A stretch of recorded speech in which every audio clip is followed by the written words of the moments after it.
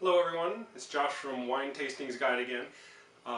As I mentioned previously, I'm moving soon, so our house is kind of a mess and there's boxes everywhere, and that's why I'm kind of found this little corner upstairs where I can have a backdrop while I taste a little wine from my cellar that I'm trying to drink up.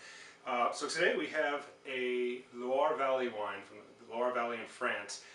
The Loire Valley is a big long river valley running across half the country, so there's a lot of different subregions and different styles of wine.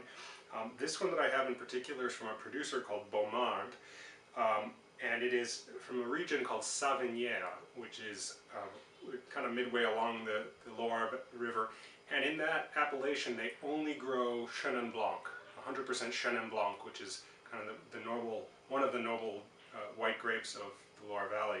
This is a single vineyard that's probably their most famous single vineyard for Savennieres, called Clos du Papillon, or a clos is an enclosed vineyard, like a walled vineyard, and papillon is butterflies, as they have on the label.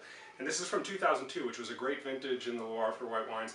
And I haven't opened one of these for several years, so I wanted to try it out. Savennieres tend to be similar. I equate them, although their character's a little different, well, their flavors are different.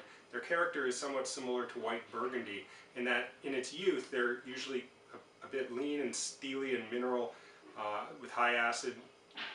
There's definitely the stuffing there, but it's a little more focused and I guess austere sometimes, even in its youth, but very refreshing and crisp.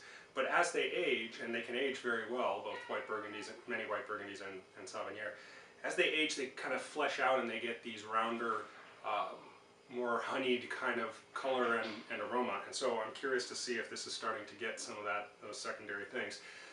So again, it's Baumard, Clos du Papillon, Savennieres. I already poured myself a glass over here. And it does have a little bit golden color to it that's a little bit darker than it would typically be when it was first bottled. In the nose, it definitely has that classic kind of like granite minerality to it that Savennieres often has, that gives it kind of zing and brightness to it. But I am starting to smell those secondary characteristics that are coming in. There is kind of a honeyed, richer thing, almost maybe butterscotchy, or there's a strange note that not strange in a bad way, but that I've often found in older Savennieres, that the best way I can describe it is kind of a buttered corn on the cob. Kind of has this buttery kind of aroma that it's very pretty when it's balanced with those other things, and it kind of fills it out, makes it a little bit rounder than it was in its youth. And this is definitely, it's getting a hint of that I notice.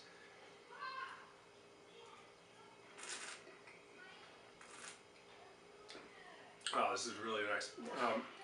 Still has good acidity and that minerality, really fine minerality. It has the mouthfeel and texture almost, I would describe as like it's like satiny, or almost more like really smooth granite. Like it's got this little bit of texture to it, but it's still really smooth and not rough or rustic. And it's definitely filling out. It's got good body to it. It's got some of those secondary kind of more buttery. I hate to say buttery because people associate that with something like a buttery, oaky California Chardonnay, and that's not really what I mean. I just mean a little bit more creamy in texture and flavor, a little fuller, and the fruit shows itself more. When it's young, again, they tend to be a little linear and tight and hard to get at the fruit. But this one is nice and round. It's actually in a beautiful spot right now. I think it will last a while longer, but at now, what is it, about 14 years of age, I think it's really coming into its own, and it's an excellent wine. I like it a lot. Cheers to next time.